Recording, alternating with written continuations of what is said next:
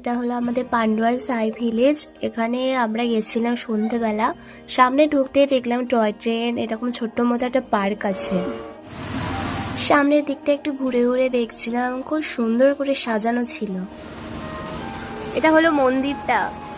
যাচ্ছি ওপরে, সিঁড়ি থেকে যখন উঠছিলাম কিছুটা উঠে দেখলাম এরকম সাই বাবার অনেকগুলো পেন্টিং করা আছে।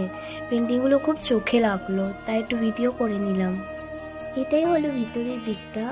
সত্যি বলতে আমি নিজে পান্ডুয়ায় থেকেও কখনো এখানে আসিনি, আজকে প্রথমবার এলাম। মন্দিরের ভিতরটা ঘুরে আসার পর সামনে পার্কটার দিকে ঢুকলাম। এখানে বাচ্চাদের জন্য অনেক খেলার জিনিস আছে, বাচ্চারা আসলে এখানে খুব ভালো করে খেলতে পারে। কিন্তু একটা বাচ্চা তো বাড়িতেই চাইছিল না, দেখতেই পাচ্ছেন অনেক বাচ্চারা এসছে। এই সাই ভিলেজের রেস্টুরেন্ট, এটা আমার বাপি। এখানে ঘুরে খুব মজা আসছে, তো এবার বাড়ি যাওয়ার পালা।